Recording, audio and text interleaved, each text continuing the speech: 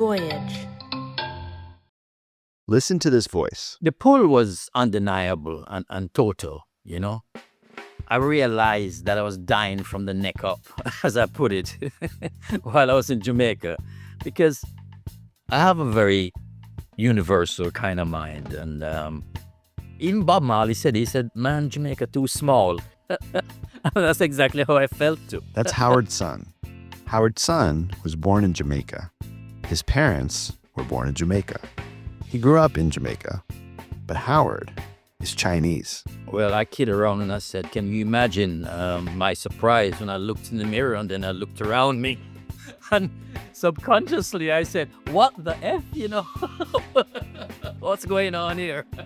Howard is not just Chinese by ancestry, but as Howard would eventually find out, directly related to one of the most influential people, not just in Chinese history, but in the history of the world. My dad was very instrumental in being a focal point for music and entertainment and restaurant, bar, jazz club, boxing. Most of my life I was around that. I learned this only about a year ago, that he was involved in Trench Town. And the guy who told me about that was a singer. That singer was Ken Lazarus. With Byron Lee and the Dragonaires, which was the band in Jamaica. And he told me that he was down in Trench Town, and when things were kicking off down there, they said, send for Mr. Eddie. So he was really well respected, and we never got robbed in our restaurant. It's only after we realized, we cottoned down, that this guy was doing stuff and keeping us safe and everything, you know. It was the ghetto. It's like the favelas of Brazil. He helped a lot of people. 4 or 5 years ago, a cousin of mine said to me, I owe your dad so much. One day he just came to me and gave me a wad of money. It was like $400. I've spoken to musicians like Rico Rodriguez, who used to play in Jules Holland Band. I spoke to him and he said, you know, if it wasn't for your dad, I wouldn't be playing music. He gave away a lot and helped a lot of people in that way. It's like a godfather, if you like. He inherited partly some of the premises, and then he bought somewhere else called Champion House. It was a grocery. It had a billiard, a pool room. It had a bar. It had a restaurant, takeaway, and a little sit-down restaurant. And beside that, there was this huge hall, open air, where he had his jazz club, and we used to put on all sorts of things. I mean, Bob Marley used to sing in his short pants clear, you know. Ernie Ranglin, who was like the godfather of guitar music in Jamaica, played with Jimmy Cliff and the whole of them, played there. And so this was all going on. Champion House was a mecca for entertainment and dance hall in Jamaica. There's actually a lengthy history of Chinese immigration to Jamaica, going all the way back to 1854. Though still a minority of the Jamaican population, Chinese Jamaican immigrants have contributed significantly to Jamaican culture and history. That doesn't mean they were always accepted. There is a history in Jamaica of anti-Chinese riots. There have been 3 major episodes of large-scale anti-Chinese riots in Jamaica in 1918, 1938, and 1965. It was very evident that you were different by the way that people treated you. Some people would curse you, call you names, all kinds of stuff like that, you know, and accost you. That was a normal thing. A very angry man, filled with such venom and hate, abused me verbally, totally unprovoked, when I was about 13 years old, but trying to be a man. This experience scarred me for years, but I realized he was sick in the head. I forgave him years ago. Today, it would be classified as hate speech. It affected me, but I was left to fend for myself. It was tough, and I made many mistakes. I grew up with some insecurities. Sometimes I joke around and say, the problem with being Chinese is that we are neither black nor white, and there's a lot of truth in that. A very close friend got into trouble with drug dealers and was beaten up very badly by 3 guys. He didn't take it lying down, though. He waited, recovered, then tracked each one of them down, doused them with kerosene, and set each of them alight. Horrific, but that shows some elements of Jah at the time. Then In another incident, my neighbor's shop got robbed and the three brothers chased them. One of the brothers got shot and died. These were normal occurrences at the time. I chose to leave. This sort of thing happens even in the USA, where we got a lot of our influences from because of how close it is to Jamaica, and the USA being the dominant country in the world during the 70s. They banned the Chinese from 1882 to 1934 from entering mainly because they were Chinese. It was called the Chinese Exclusion Act. They robbed, lynched, and killed Chinese on the West Coast. I guess I got off lightly, but Chinophobia is still there. In fact, apart from a stray comment or two, Howard really felt no connection to China when he was young. I kind of heard once or maybe twice that we were related to the first president of China or something like that. But to me, at that time, China was deep in the Cultural Revolution and all of that kind of stuff. And China was like a different planet to me. I didn't gravitate towards it because I knew nothing about it too. And from what I was getting from mainstream media was the usual negative take. So, yeah, China was the furthest thing away from me, man. But Bruce Lee was the first positive Chinese role model Howard saw. A friend gave Howard a book on kung fu quotations and showed him some Tai Chi moves. After that, Howard learned about traditional Chinese medicine, Taoism, Confucianism, and the I Ching. Many years later, when I discovered about ancient Chinese culture, science and civilization in ancient China, initiated by Professor Joseph Needham from Cambridge University, then I discovered about the amazing Ming Dynasty voyages around the world, led by Admiral Zhang He in 1421. Only then did I realize the true greatness of China. I was awestruck. A sense of pride filled me up. What a civilization, and they're at it again. Ultimately, xenophobic attitudes towards the Chinese Jamaicans pushed Howard away from Jamaica. And that was one of the reasons I left in the end, even though people wanted me to stay to help the island and all of that. But I can't live in fear, and I didn't want to exist in a sort of manicured existence, if you know what I mean. Howard felt a pull that took him away from Jamaica and would eventually take him to finding his identity. And then I went to New York. In New York, Howard studied engineering. He graduated with honors, but then gave it up. Howard later joined a motivational speaking business where he discovered personal growth and business success principles. He gave talks and taught in the Empire State Building. Howard was in his element. He had found his calling. There was a place that sold pizza in New York, near Madison Square Garden. It was my regular go-to for lunch. The first time I went there and ordered a couple of slices of those hot, delicious pizzas, the guys looked at me with a slightly confused look on their faces. Then one of them said, Where are you from? Jamaica. You look Chinese. Okay. You doing a bit or something? Honestly, I'm a Jamaican with Chinese roots. Come on. By now, everyone in the pizza shop was looking at us, all with the same skeptical expression. No way, man. You're Chinese. You're just putting on the accent. Okay, you're right. Can I get my pizza now? Some people can't accept it. So I just say, okay, you're right. It's easier.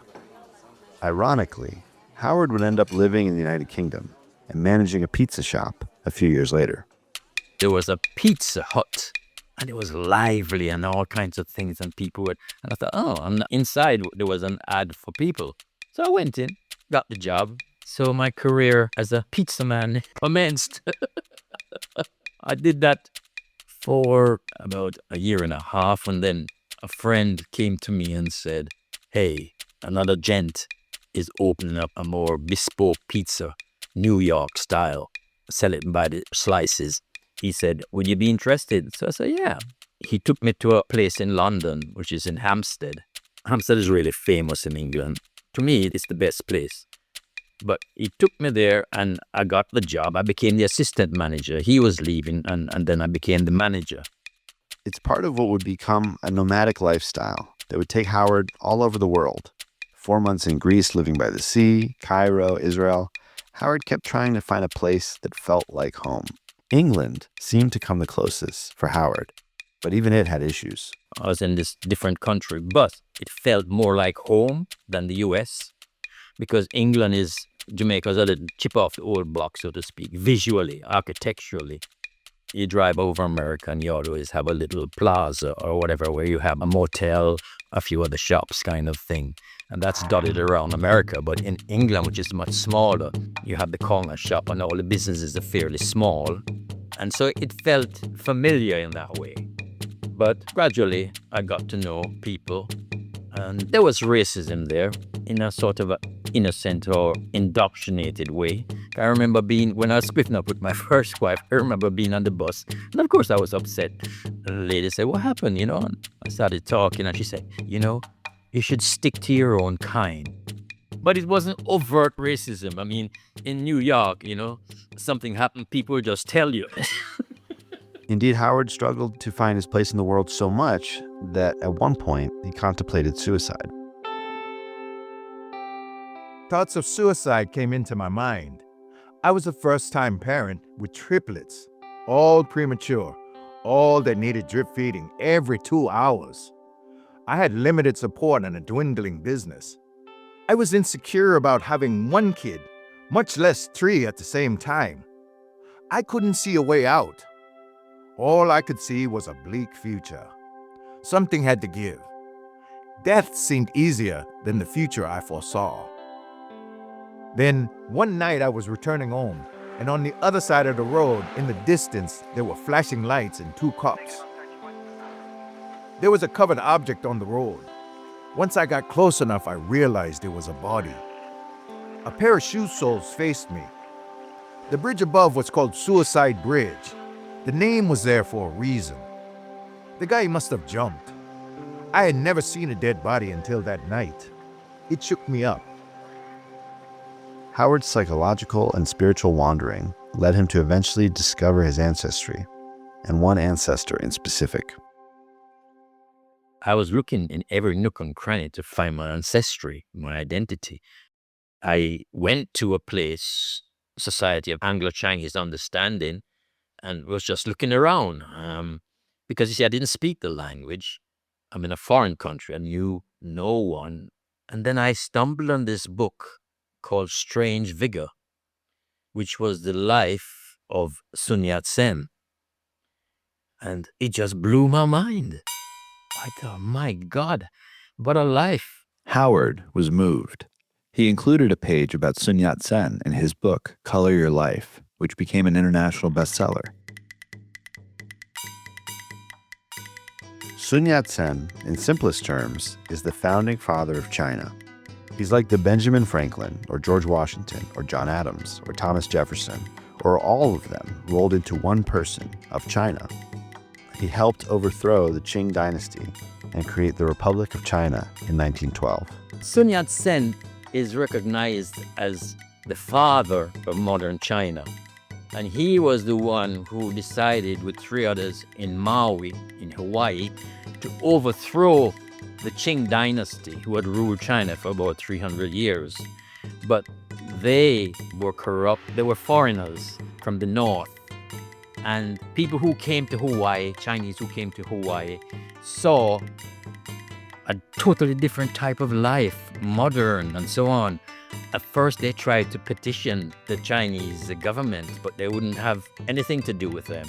So in the end, they just decided, 4 of them formed a society and decided to overthrow the dynasty. And it took Sun Yat Sen 10 attempts, and on the 11th, he was successful, and they overthrew the dynasty. And that brought an end to the dynastic tradition in China, and then ushered in a whole change in that way. His rallying cry was, "Wake up, everybody, wake up." Sun Yat Sen cut off his queue, an action punishable by death, and started to wake up the Chinese diaspora.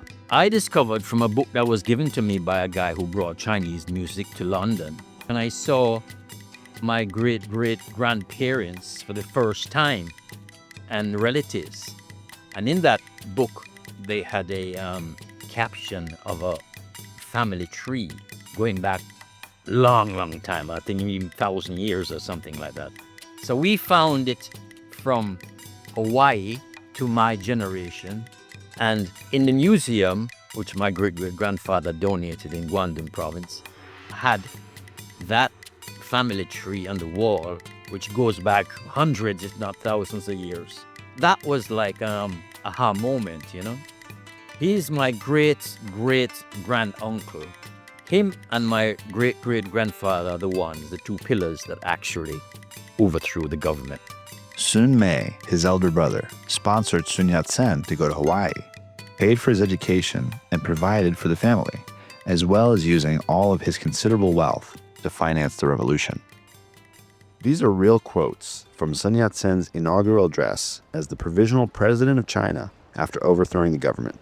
In terms of ideas of meritocracy, I should not take up this office. In terms of ideas of service and responsibility, I dare not relinquish this office. Only after I have worked tirelessly to serve the people in removing the poison of authoritarianism, ensure that the Republic meets with the principles of the revolution, and fulfill the wishes of our citizens, will I relinquish my position on that day.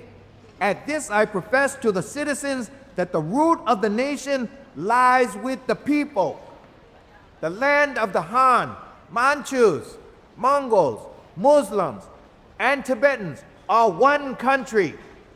And thus, the Han, Manchus, Mongols, Muslims, and Tibetan nations are one people. This is a united race. And it is my hope to preserve the spirit of revolution so that this moment shall never be hindered and that it be allowed to lay the foundations of the Chinese Republic and ensure its place upon the earth.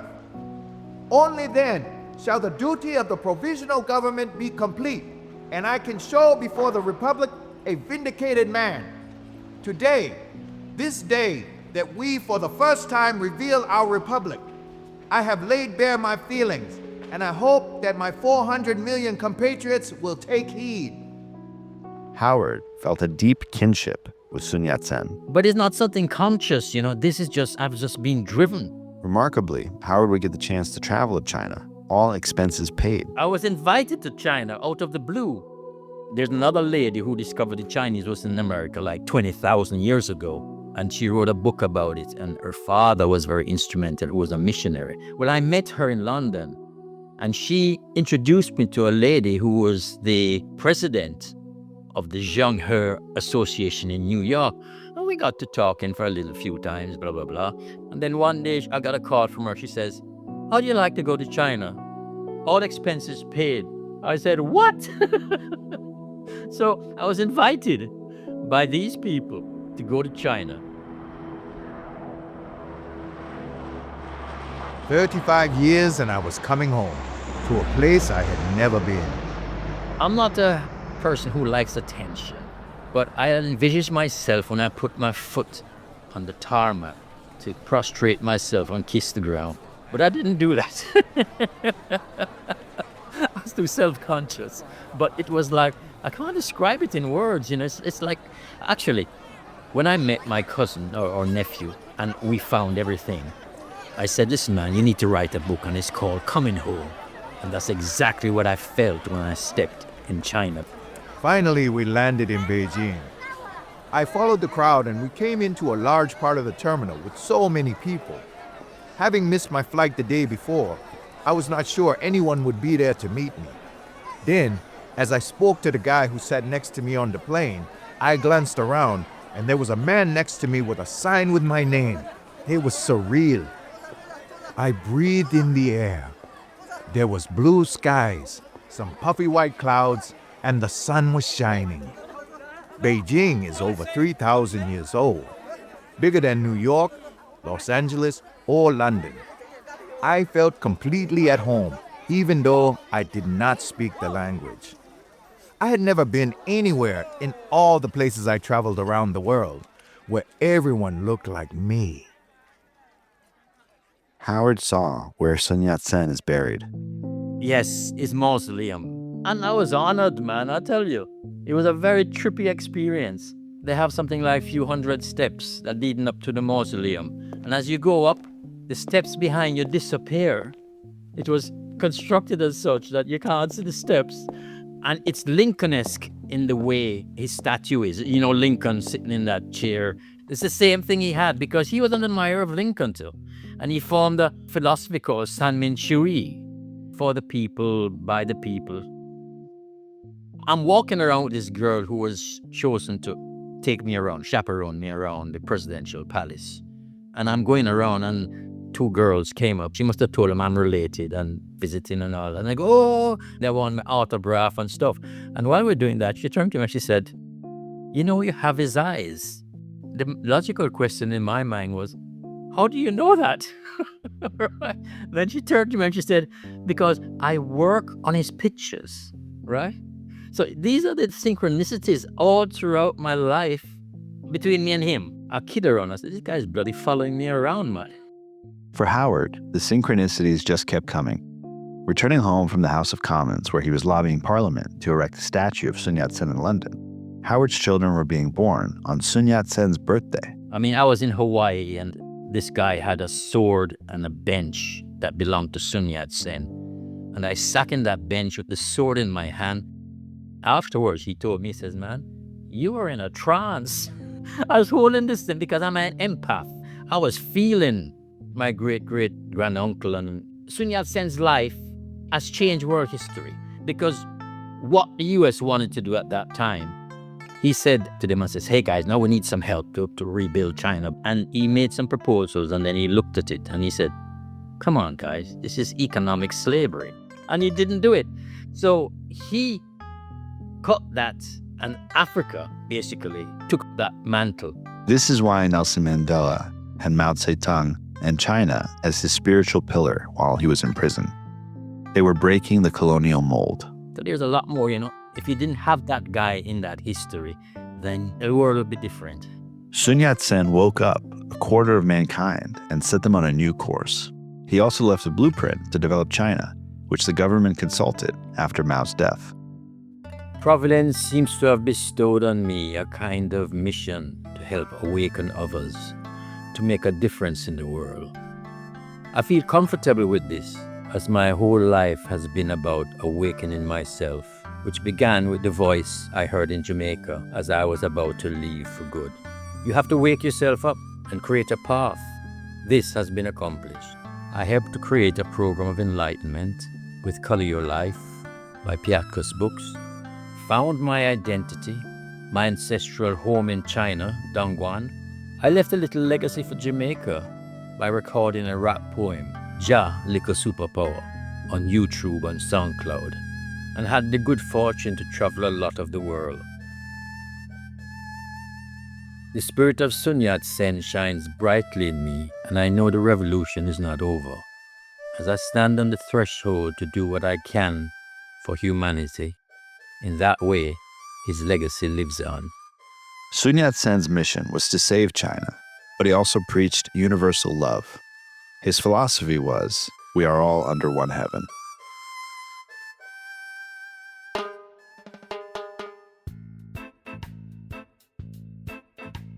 Hope Lives Here is a production of Voyage Media. The series is produced by Nat Mundell, Robert Midas, and Deb Benamor. This episode was executive produced by Howard Sun.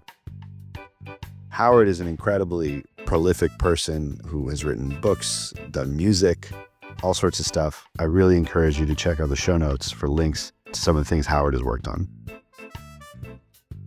This episode was edited, sound designed, and mixed by James Scully, with original music by Derlis Gonzalez. Dale Chung plays Howard and Sun Yat-sen in this episode. If you're enjoying the show, please leave us a 5-star review on Apple Podcasts or anywhere you're listening, and subscribe now for future episodes.